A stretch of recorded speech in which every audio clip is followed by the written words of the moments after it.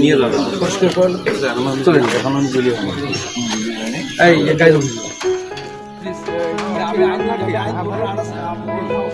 এই সামন থেকে সরে যাও না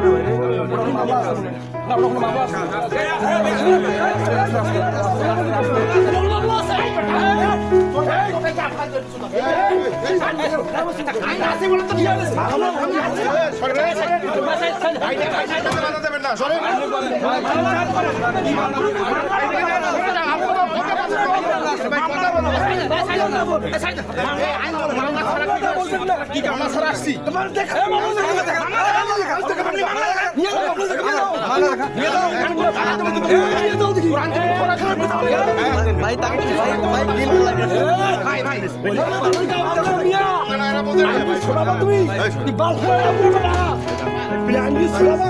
আপনি যে আসামিপক্ষ আইনজীবী আর তিনি তো জামিন হয়েছে কালকে থানায়, আজকে আপনাকে দেখলাম যে কোনো ধস্তাধস্তি করতেছেন টিভির সঙ্গে, মানে কি ঘটনা বলেন তো?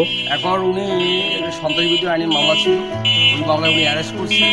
গতকাল বিজ্ঞ দায়রা জজ থেকে জামিনে মুক্তি লাভ করেন। আজকে তার জেলগেট থেকে বাইর হবে। এই মুহূর্তে ডিবি পুলিশ তাকে জোরপূর্বক হয়ে উঠে নিল এবং তার কোনো আমি যখন জানতে চাই যে তার কোনো পূর্বে কোনো মামলা আছে কিনা, তিনি বললো যা তারা কোনো মামলার কোনো কাগজ দেখাতে পারলো না এবং তার জোরপূর্বক হয়ে তাদেরকে সে মাইক্রোফোনের মুখ থেকে নিয়ে গেল। শুধুমাত্র তাকে হয়রানি করার উদ্দেশ্যে এবং রাজনৈতিক কারণে তাকে আজকে তারা ডিবি কাস্টডিতে নিয়ে গেল।